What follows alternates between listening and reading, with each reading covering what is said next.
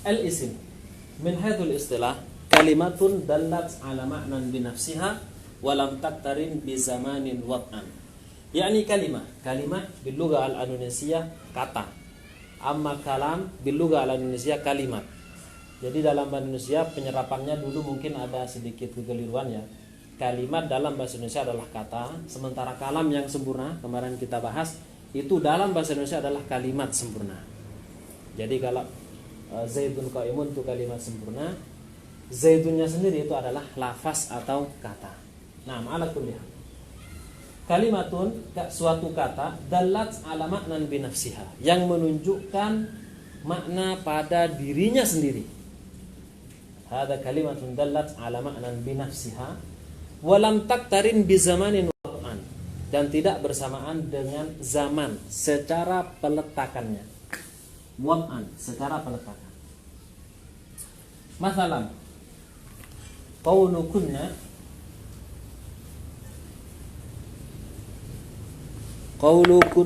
Muhammadun.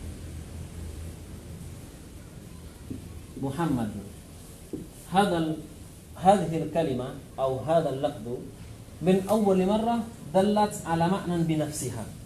وإذا يقال لفظ محمد فحينئذ يدل على النبي المبعوث في آخر الزمان. مثلا أيضا آدم.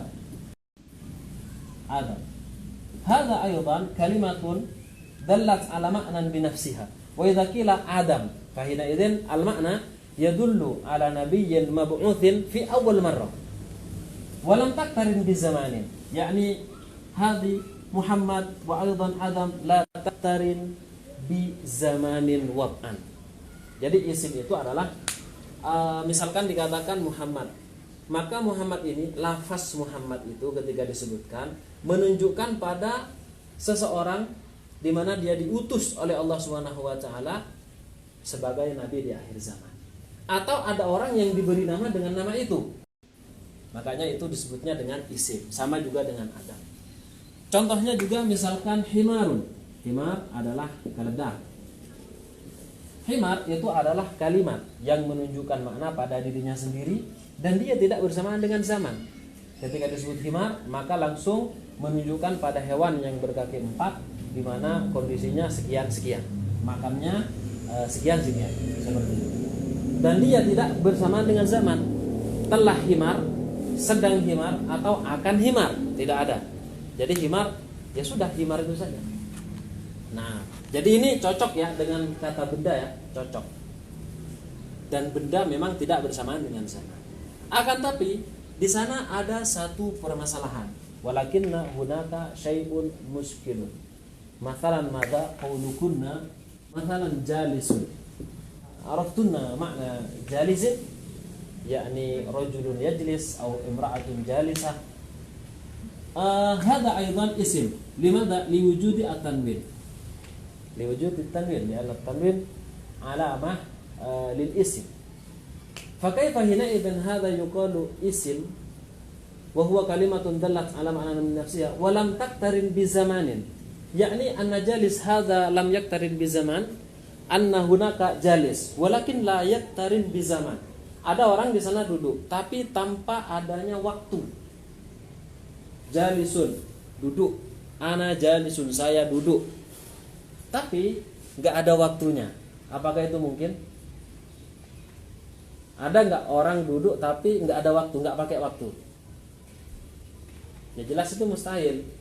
Karena orang duduk mesti bersamaan dengan zaman. Bersamaan dengan masa atau waktu. Sama juga dengan misalkan makan. Akil itu ada akil, orang yang makan. Adakah orang yang makan dia itu tidak pakai zaman? Pokoknya makan gitu aja, selesai tanpa ada zaman. Ya jelas tidak mungkin. Ya kan? Bukan ilmu kanuragan ini. Jelas tidak mungkin. Wa hadza la yumkin. Kada an yakuna mustahilan. Nah, tapi kenapa kok masih masuk di dalam isim, di mana isim itu secara definisinya adalah la yaktarinu bi zamanin minal azmani thalatha. Enggak bersamaan dengan zaman salah satu dari zaman yang tiga. Kan begitu. Berarti cocok nggak kata benda jika seperti itu?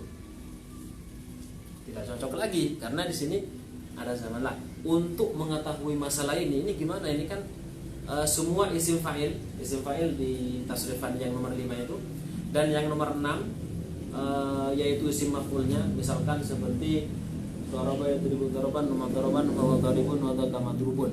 Darib dan madrub, orang yang memukul dan orang yang dipukul.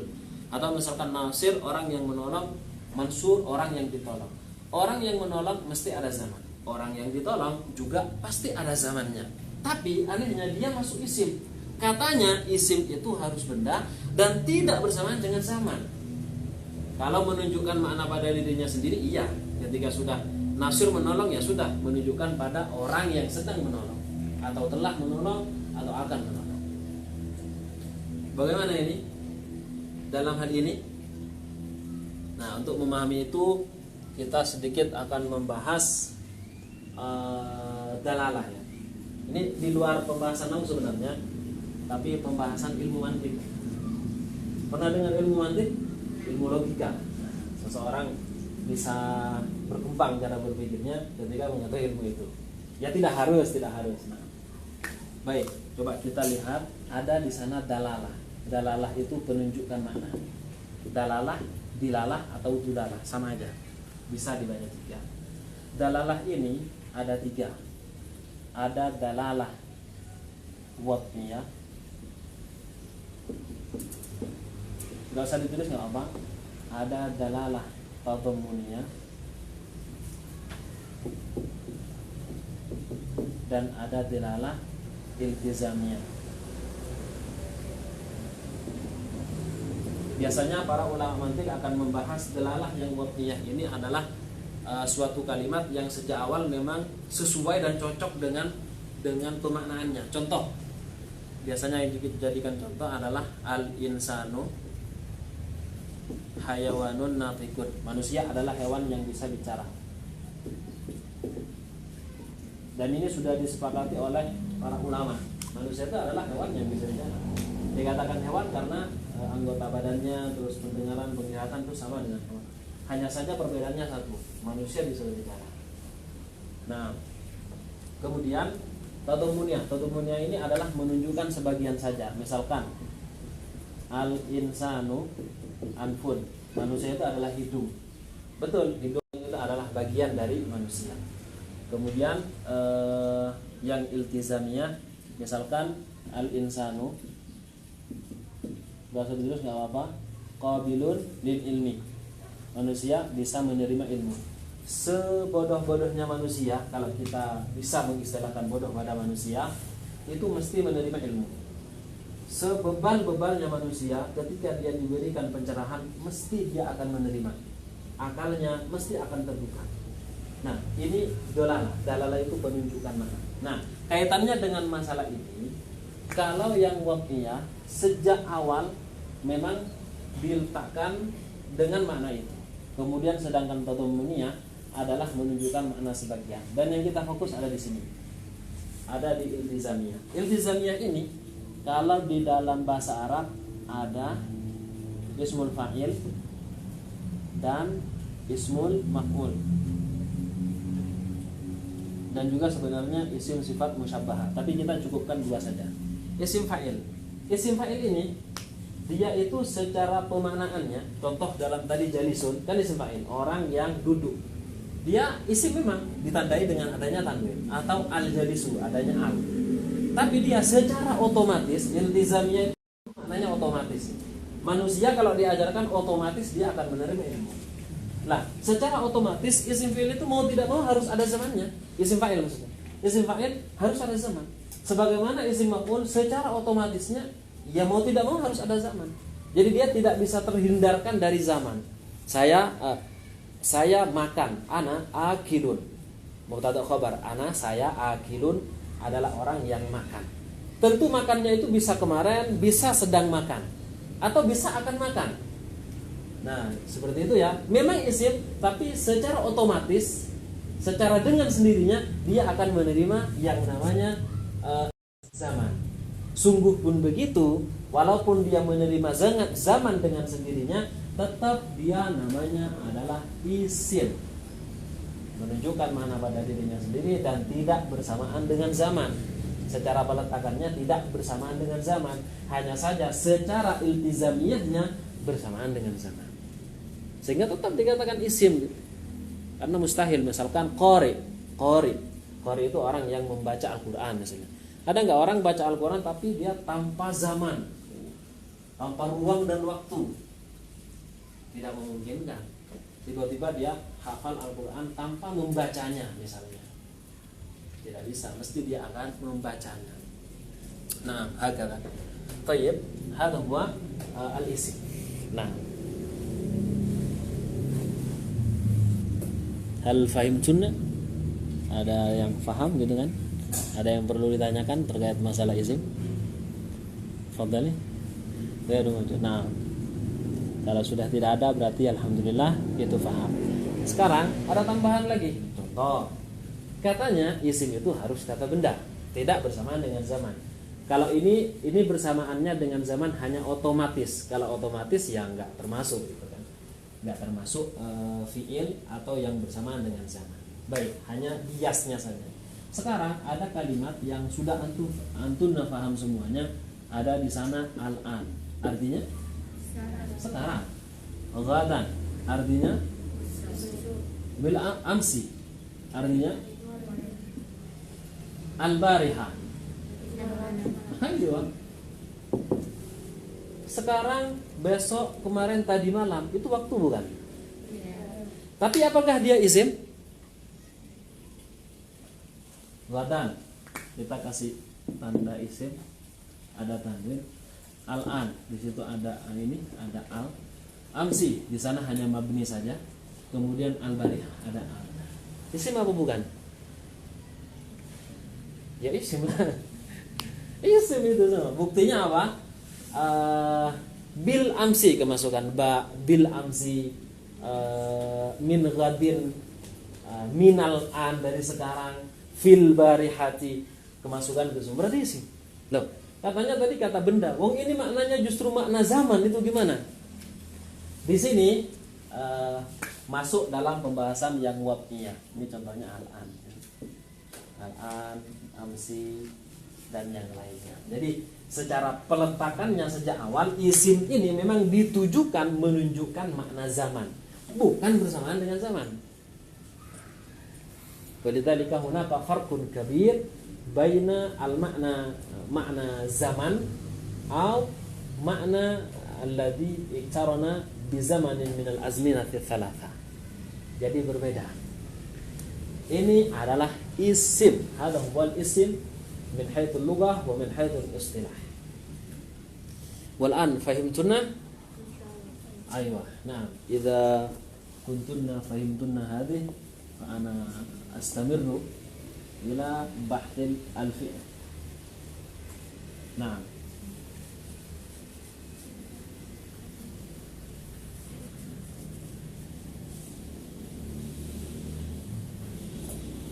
طيب. والآن نحن سنتكلم عن الفعل وأيضا الفعل هناك ننظر من حيث اللغة ونرى من حيث الاصطلاح اصطلاحا. نعم، لغة واصطلاحا. وأما من حيث اللغة فالفعل بمعنى الحدث. الحدث عرفتن الحدث؟ الحدث يعني kejadian. Al-fi'l. Lidzalika mungkin an taquli madza fa'al? Apa yang terjadi? Ma fa'alta? Apa yang kamu lakukan? Karena pekerjaan itu adalah suatu kejadian. Madza fa'alta? Madza fa'altunna? Madza fa'alti? Wa ghairu dzalika. Hadza min haitsu al-lughah.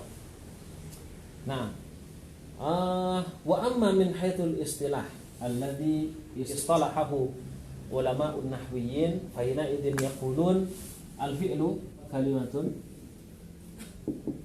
dallat ala ma'nan bi nafsiha waqtaranat. Hadhihi hiya waqtaranat bizamanin.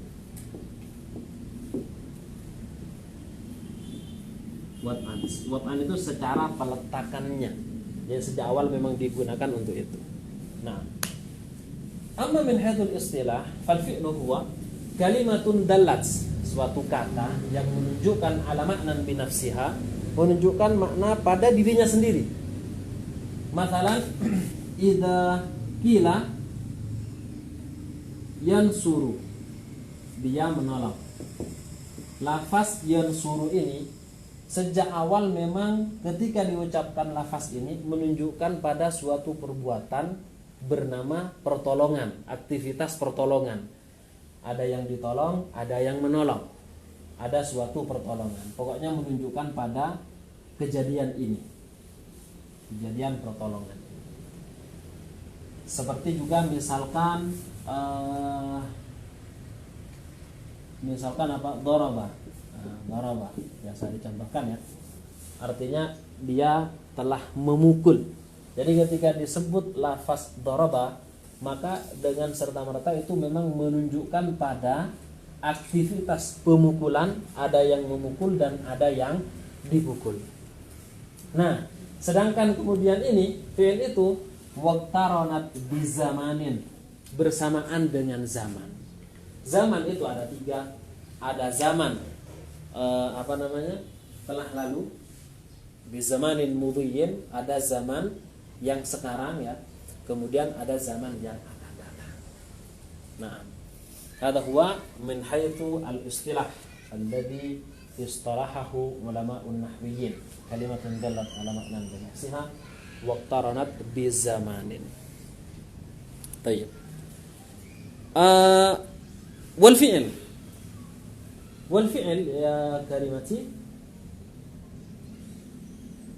هناك ينقسم إلى 3 أقسام. هناك فعل ماض. نعم، فعل ماض. أين نضع؟ نعم، كتبتنا. ينقسم إلى 3 أقسام. ماض وثم مضارع وثم أمر. فعل ماض، فعل مضارع، فعل أمر. هذا مضاف إليه. فعل أمر، فعل ماض، فعل مضارع، فعل أمر أو فعل الأمر. لماذا يقال بالفعل الماضي؟ لأن الزمان قد مضى، لمضي الزمان. مثلا قولك daraba, nasara, wa ghairu dzalika min al-af'al al-madhiyah. Wa idza araftunna hunaka kitab amthilah at-tasrifiyah, amthilah tasrifiyah yang kuning biasanya tuh untuk hafalan daraba yadribu darban. Sudah hafal semua ya? Nasara yansuru nasran, nasrun wa nasrun, wa dzaka mansurun sulatan nasrun. Yang paling pertama itu adalah fi'il madhi. Kenapa disebut fi'il madhi? Ya karena zamannya telah lewat. Sedangkan dari sisi bahasa madha yamdi fahuwa madin. Cocok. Nah, kemudian amr. Nanti ini mudhari. Amr ini adalah fi'il yang menunjukkan zaman juga, dan zamannya harus yang akan datang. Fi'il amr itu zamannya pasti harus yang akan datang. Harus mustaqbal, masa yang akan datang. Bukan zaman yang sedang terjadi. Nah, fi'il amr. Misalkan menyuruh iqra, berarti dia belum membaca. Walaupun 2 detik lagi akan membaca. Tapi yang jelas sekarang dia belum baca. Misalkan juga kul, makanlah, berarti dia sekarang belum makan. Kalau kita menyuruh pada orang yang sedang makan, sudah makan nih, ayo makan. Kecuali basa-basi. Ada seorang tuan rumah basa-basi ke tamunya, sudah makan, ayo makan. Padahal sudah makan. Itu lain urusan. Enggak, ini perintah yang sesungguhnya. Kalau dia memang sudah makan, fala nahtaju hina idzin ilal amr. Tidak perlu kita kemudian menyuruhnya. Kenapa? Karena sudah melakukan. Ini di dalam pembahasan ilmu nahwu juga disebut tahsilul hasil. menghasilkan sesuatu yang sudah berhasil, maka nggak ada faedah. Fala faedata fihi. Jadi nyuruh orang nulis, padahal memang sedang nulis gitu, maka nggak ada faedah. Kecuali orangnya belum nulis gitu, baru kemudian nyuruh. Nah itu baru ada faedah. Nah, hadza huwa. Nah, terus kemudian selanjutnya dia harus menunjukkan amar, perintah. Karena ini menunjukkan perintah, kemudian dinamai dengan amar. Amar sendiri artinya adalah perintah. Disebutlah dengan fi'lul amri atau fi'lu amrin. Bukan fi'lun amrun ya. Nah, sekarang yang mudhari ini yang menarik. Fi'il mudhari, makna yang ditunjukkan oleh fi'il mudhari ada berapa? Ada dua, sekarang atau akan datang. Sekarang atau akan datang. Idza qultu mathalan akulu atau akulu, fahina idzin sekarang saya makan atau nanti saya akan makan. Yang jelas fi'il mudhari itu menunjukkan dua makna, sekarang atau akan datang. Masalahnya kenapa kok disebut nama dengan mudhari? Walimada hadzal fi'lu ats-tsani yuqalu bil mudhari'. Tahu enggak artinya mudhari apa? Ayo, apa artinya mudhari? Sekarang atau akan datang? Enggak. Tidak. La yuqta. Itu tadi. Ada yang tahu? Enggak ada ya? Oke, sekarang saya ganti kalimatnya. Musyabih. Ada yang tahu artinya? Sama seperti. Iya, sama seperti terus kurang sempurna artinya. Mirip. Musyabih itu adalah mirip. Kalau masih belum paham, mumathil. Jadi mudhari itu artinya mudhari adalah musyabih dan mumathil. Masalahnya, loh kenapa kok diartikan mudhari? Kok disebut nama ini dengan nama mudhari? Nama musyabih atau nama mumathil, limada? Kalau fi'il madhi menunjukkan makna yang telah lewat, oke, kita paham dan setuju sekali. Cocok dengan zamannya. Disebut dengan fi'il amar karena memang ada makna perintah. Cocok, itu sepakat sekali. Mudhari ini kenapa kok enggak disebut fi'lun mustaqbilun? Al-fi'lul mustaqbil, fi'il yang menunjukkan masa yang akan datang. Ya kan? Nah, karena ada alasan kenapa ulama menyebutkan fi'il ini disebut sebagai apa? Mudhari. Alasan yang pertama, secara umum apa? Dia karena memang mempunyai dua makna sehingga sangat sulit memberi nama suatu hal dengan dua nama. Dan mudah dipahami, itu sangat sulit. Ada seorang punya dua nama bisa disebut secara bersamaan. Rasulullah SAW walaupun mempunyai nama yang banyak, ada yang menghitung sampai 99 seperti Asmaul Husna, itu yang disebut kira-kira Rasulullah itu disebut apa? Dua-duanya Muhammad Ahmad atau bagaimana? Mesti salah satunya kalau orang manggil ya Muhammad, ya Ahmad. Kalau orang Nasrani bilang ya Ahmad, dan yang lainnya dipanggil salah satunya walaupun namanya banyak. Enggak ada dalam riwayatnya ya Muhammad Ahmad. Enggak ada. Ya Muhammad Ahmad, ta'al misalnya, enggak ada. Nah, karena itu kesulitan memberikan dua nama atas sesuatu objek, akhirnya wah, dikasih nama mustaqbilnya, nanti yang satunya malah tidak sesuai. Kasih nama yang ini malah mustaqbilnya enggak sesuai. Akhirnya apa? Dicari-cari sama ulama sampai menemukan nama mudhari, mumathil atau musyabih. Mirip dari sisi apa? Mirip kepada siapa? Nah, kemudian kita akan bahas ya. Gak apa-apa muter-muter sedikit ya sebagai tambahan faedah.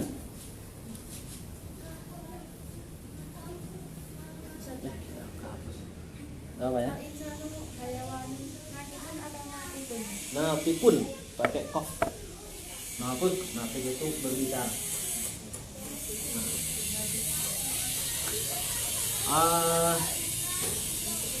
Mudhari.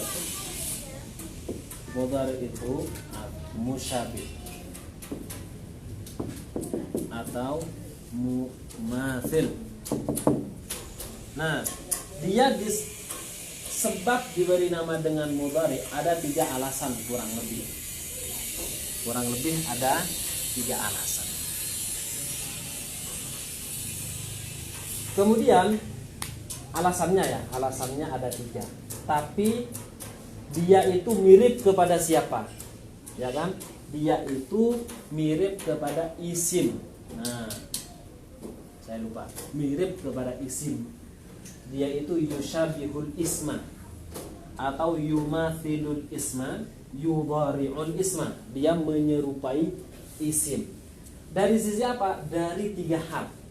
3 sebab yang menyerupainya dia kepada isim sehingga disebutlah dia menyerupai. Kalau menyerupainya hanya dalam 1 hal maka tidak kuat. Tapi ini sampai 3 loh. Makanya kemudian diberi nama dengan ya fi'il mirip. Fi'il madhi, fi'il mirip, fi'il amar. Kalau kita artikan kayak gitu. Yang pertama adalah dukhulul lam. Kemasukan lam, sama-sama kemasukan lam. Kalau di dalam isim, contohnya misalkan li Zaidin, punyanya Zaid. Sementara dalam fi'il mudhari adalah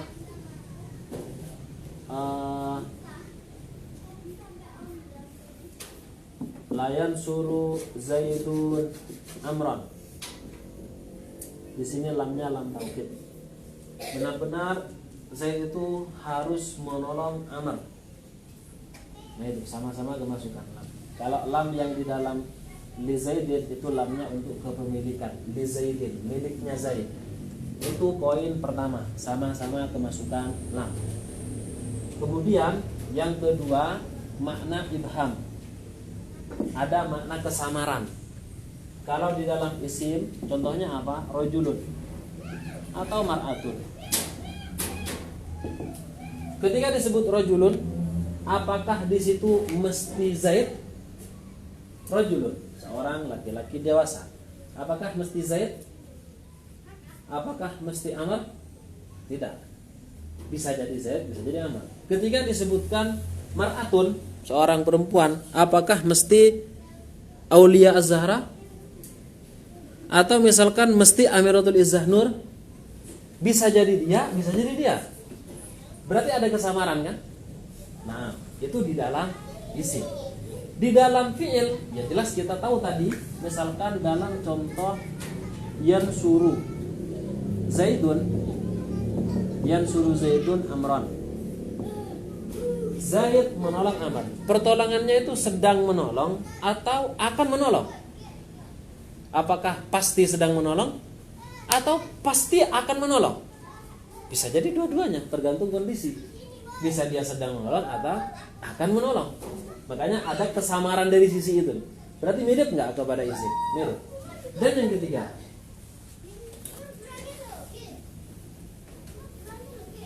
sedangkan yang ketiga adalah fi al-waznil arudi. Wah, ini lebih. Fi al-waznil arudi. Mirip dari sisi wazan arud. Pernah dengar wazan arud atau ilmu arud?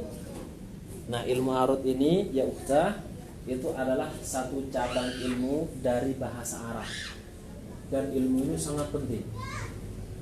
Nah, pernah baca apa nadhaman ya, nadhaman Amriti, nadhaman kasidah-kasidah dan sebagainya itu kan biasanya ada. Dan ini sudah ada sejak zaman min qablil Islam. Minaz zaman dulu, zaman jahiliyah sudah ada. Misalkan kalau yang biasa ada di Indonesia nya apa? Maula ya sallu wa sallim daiman abadan ala habibi qalbi kullihimi. Udah itu biasanya dikenal, itu juga pakai bahari menggunakan ilmu arud. Ada juga di sana misalkan kalau dalam Ibnu Malik apa misalnya qala Muhammadun wa Ibnu Maliki Ahmadu Rabbillahi khairu maliki. Itu semuanya ada ilmunya. Puisi kalau dalam bahasa Indonesia. Seperti pantun atau sajak. Pantun ataupun sajak. Nah, wazan arud itu membahas masalah itu. Sehingga nanti kalau pintar bahasa Arut ini, itu nanti bisa bersenandung dengan bahasa Arab dan sesuai dengan kaedah-kaedah yang sudah ditentukan oleh para ulama. Dan wazan Arut ini adalah wazan suatu ilmu yang membahas harkat sukun, harkat sukun, harkat sukun. Sehingga nanti bahasa yang dia lontarkan itu sesuai dengan kaedah yang disebut dengan bahar. Ada bahrul rajas, bahar tawil, bahar majzuk dan yang lainnya. Ya kan? Contoh kalau di sini yang isim apa contohnya? Nasirun. Nasirun harkat sukun, harkat harkat. Ya kan? Harkat sukun, harkat. Enggak ngurus apakah harkatnya fathah, kasrah, dhammah, tanwin, enggak ngurus, pokoknya seperti itu. Coba kita lihat dalam kasus apa?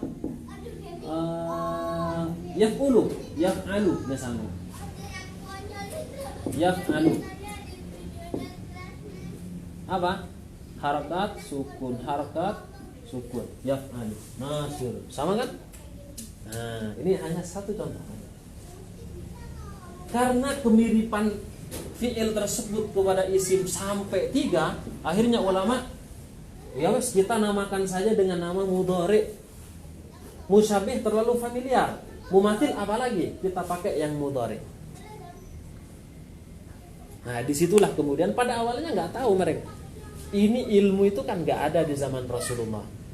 Ilmu nahu ini di zaman Rasul nggak ada. Tapi Rasulullah, sahabat, bahkan sebelum Rasulullah min qablil Islam, haula yatakallamuna bil lughatil arabiyyati ala qa'idatin nahwi al-an. Yani haula la yakunu fi kalamihim lahna. Tidak salah mereka kalau ngomong, enggak ada salahnya. Sesuai dengan kaidah. Kalau misalkan fa'il ja'a zaidun pakai dhamma, kemudian kalau misalkan masukkan huruf jar menggunakan kasrah, tidak pernah salah. Persis kayak Al-Qur'an dari awal sampai akhir. Jadi ilmu nahwu ini adalah diambil dari perkataan orang Arab, terutama diambil dari Al-Qur'an, diambil dari hadis. Makanya kemudian walaupun tidak ada di zaman Rasulullah, tapi ilmu ini menjadi syarat agar kemudian seseorang itu dikatakan sebagai mujtahid, dikatakan sebagai mufassir, muhaddits, seperti itu. Nah, kemudian disimpulkanlah namanya ini harus dengan nama mudhari, yang artinya adalah mumathil tadi atau musyabih itu tadi. Nah, ada yang belum difaham? Iya. Ini terkait fi'il.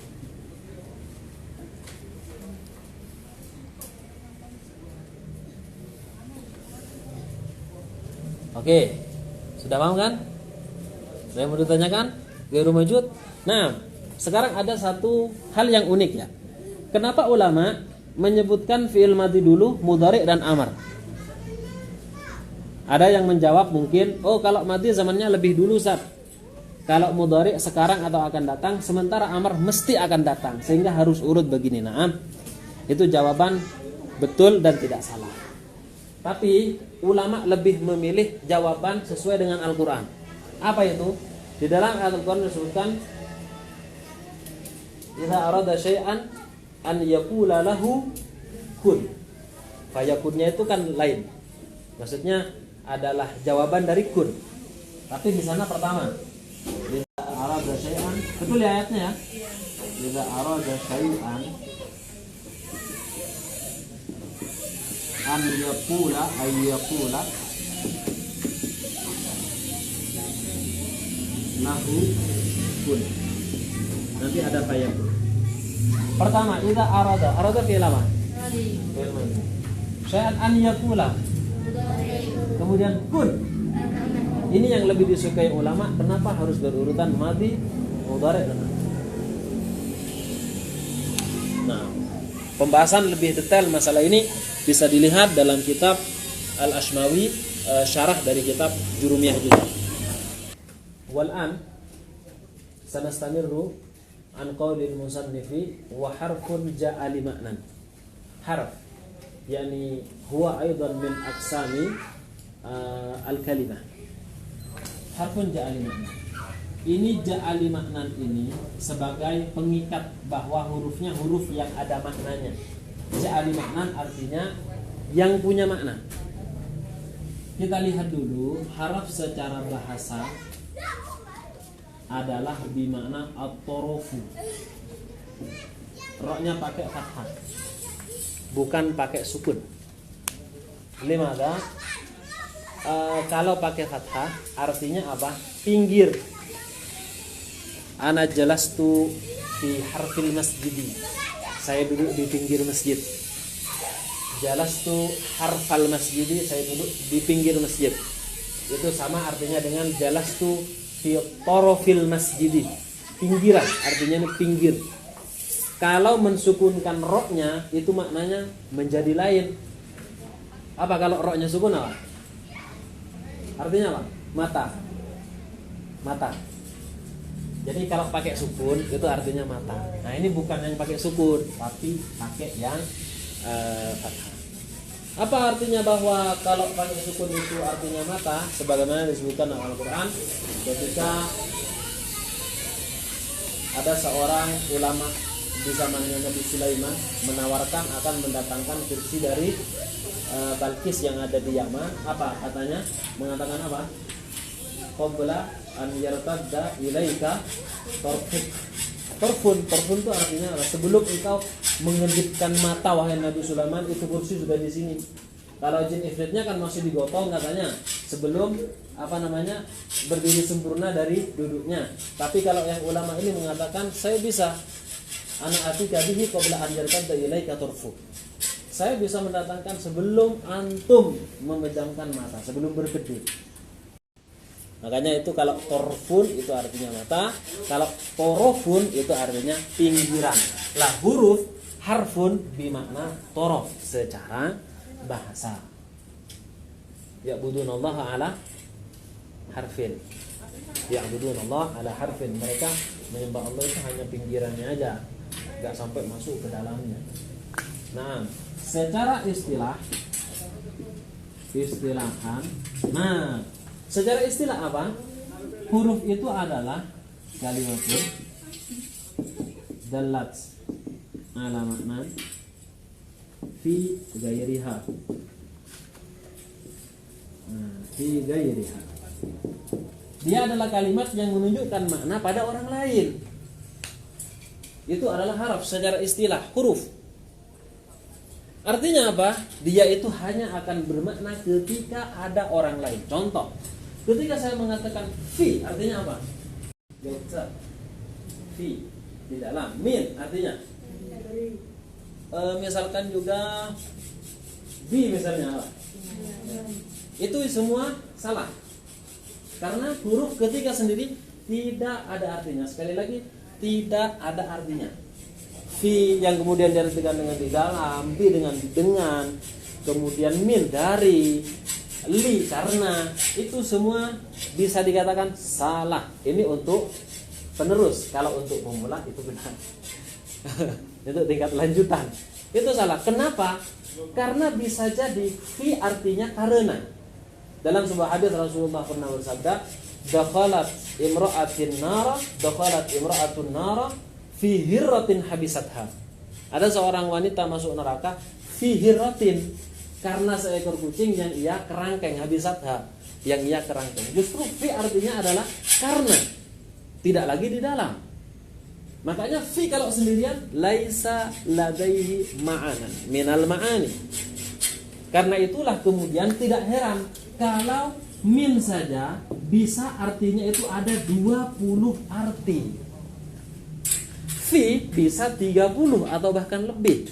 Itu bisa dibuktikan dalam kitab yang ditulis oleh Al-Imam Abdul Bahir Al-Jurjani di dalam kitab Al-Awamil Al-Mi'ah. Ada amil yang 100.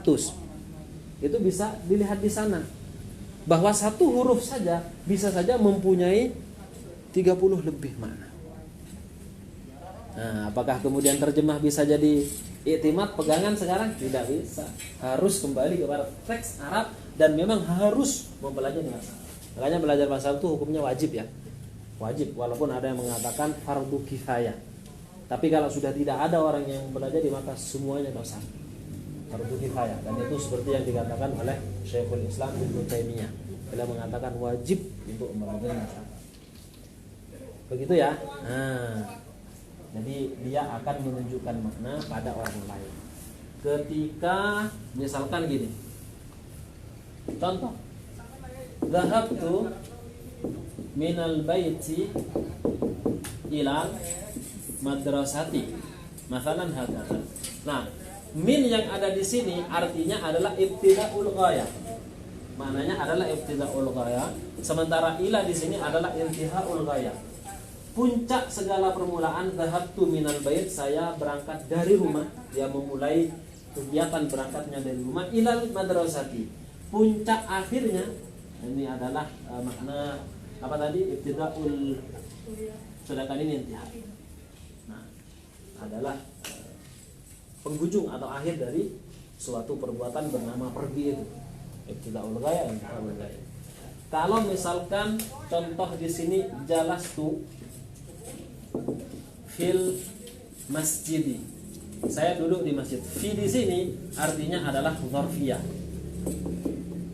Sementara fi di dalam hadis tadi itu dakhalat imra'atun an-nar fi hirratin habisatha, itu fi-nya bermakna ta'liliyah dan yang lain-lain. Makanya sangat banyak sekali. Ketika langsung dikatakan divonis maknanya di dalam, maka itu bisa dikatakan salah. Bagi tingkat lanjutan.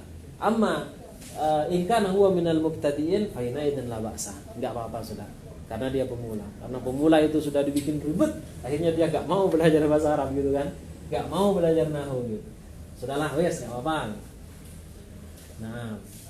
Nah, jadi itu selingan saja ya, bahwa kalau kemudian langsung divonis artinya sekian itu tidak benar. Nah, kemudian huruf secara istilah adalah kalimatun dallat ala ma'nan fi ghairiha, menunjukkan makna pada lainnya. Kalau misalkan makna ibtidaul ghayah tidak ada al-bait, dhahabtu min gitu, saya berangkat dari, jelas itu tidak dipahami. Makna ibtidaul ghayah, permulaan dari segala tindakan itu tidak akan muncul. Sama juga di sini, jalastu fil masjid, jalastu fi, saya duduk di dalam. Dalam apa? Tanpa ada al-masjid, maka makna dzarfiyah tidak akan ada. Makanya ini yang dimaksud dengan mempunyai makna dengan orang lain. Dia menunjukkan makna pada diri orang lain. Karena itulah kemudian ilmu otak-atiknya ya, ulama ada yang bahas juga, kalau ingin jadi orang, pilih jadi fi'il atau isim. Dengan dirinya sendiri dia sudah punya arti gitu.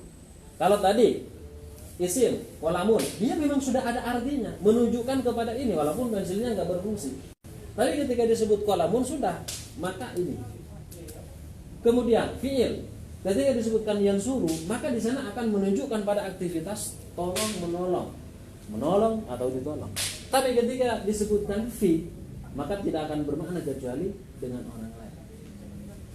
Makanya kita itu bunyinya ya harus bermakna walaupun kita tidak bersama orang lain, diperlukan sama orang lain. Nah, soalnya ada yang kemudian dia bermakna hanya ketika bersama orang lain. Nah ini kata adik-adiknya. Kemudian huruf terbagi menjadi dua. Ada namanya al-harful, huruful mabani. Kemudian ada huruful ma'ani. Ada huruf mabani. Huruf mabani itu adalah huruf yang dibuat suatu bangunan. Apa? Ya tidak lain adalah huruf hijaiyah. Ilal akhir. Alif, ba, ta, sa, jim, ha, kha sampai akhirnya.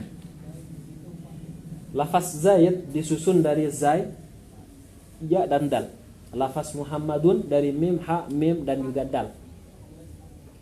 Itu mabani, huruf yang nanti akan menyusun suatu kalimat. Amma harful ma'ani, adapun huruf ma'ani, wahia allati tadullu 'ala al-ma'na.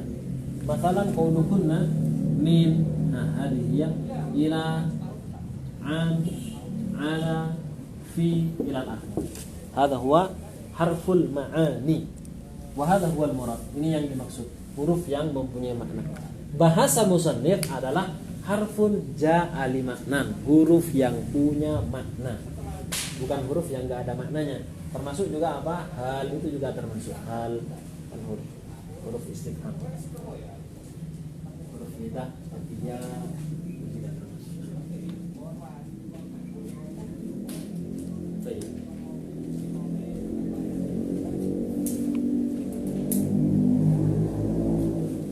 Saya gunakan soal. Ada yang perlu ditanyakan dulu? Nah, baik.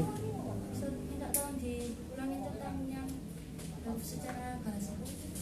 Huruf. Naam. Huruf secara bahasa itu adalah bermakna pinggir, bermakna torof. Torofun yang artinya pinggir. Bukan torfun yang artinya mata. Menggunakan fathah roknya, bukan pakai sukun. Nah, itu secara bahasa. Nah. Ada lagi? غير موجود. نعم نكتفي إن شاء الله وسنلتقي إن شاء الله في وقت آخر. عسى الله أن يجمعنا مرة أخرى في مجلس فيه